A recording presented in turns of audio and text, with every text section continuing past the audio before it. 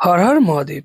আজ আপনাদের নিয়ে যাচ্ছি ভারতের অন্যতম প্রাচীন, শক্তিশালী এবং রহস্যময় জ্যোতির্লিঙ্গ শ্রীশৈলমের মল্লিকা অর্জুন জ্যোতির্লিঙ্গ, যে মন্দিরে শিব আর পার্বতী মিলনের কাহিনী আজও বেঁচে আছে, আর যেখানে পাহাড়, জঙ্গল আর নদী সব মিলিয়ে তৈরি হয়েছে স্বর্গের মতো এক পরিবেশ। তিরুপতি বালাজি দর্শনের পর আমরা তিরুপতি স্টেশন থেকে বেরিয়ে পড়লাম 7:25-এর ট্রেন ধরে মার্কাপুর রোড স্টেশনের উদ্দেশ্যে।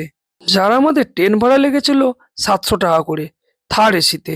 ভোর রাতে 4:14 আমরা পৌঁছালাম মার্কাপুর রোড স্টেশনে।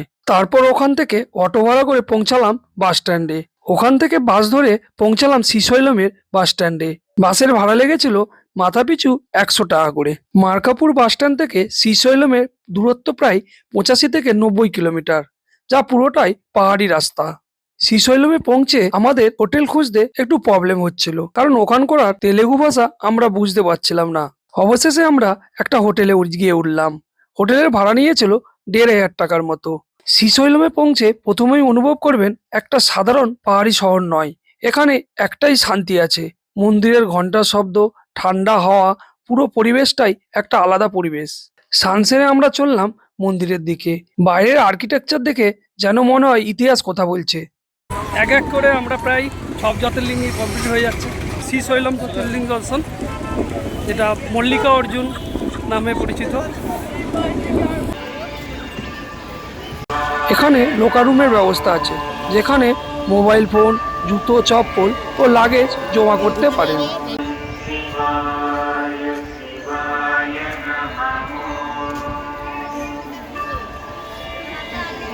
মন্দিরের দরজায় দাঁড়িয়ে মনে হচ্ছিল আজ সত্যই একটা বিশেষ আশীর্বাদ পেতে চলেছি। মোবাইল নিয়ে মন্দিরের ভিতরে প্রবেশ করা নিষিদ্ধ, তাই মোবাইল বাইরে আমরা লোকার রুমে জমা করে দিয়েছিলাম। মল্লিকা অর্জুন জ্যোতির্লিঙ্গকে বলা হয় কৈলাস অফ সাউথ। প্রতিটি পদক্ষেপেই মনে হচ্ছিল আমি একটি তপভূমিতে দাঁড়িয়ে আছি। আর যখন গর্ভে গিয়ে দেখি মল্লিকা অর্জুনের মহাদেব, তখন সত্যই মনে হলো আজকের দিনটা জীবনভর মনে থাকবে। এইভাবেই শেষ হলো আমাদের শ্রীশৈলম যাত্রা, মল্লিকা অর্জুন জ্যোতির্লিঙ্গ যাত্রার অন্যতম শক্তিশালী অভিজ্ঞতা।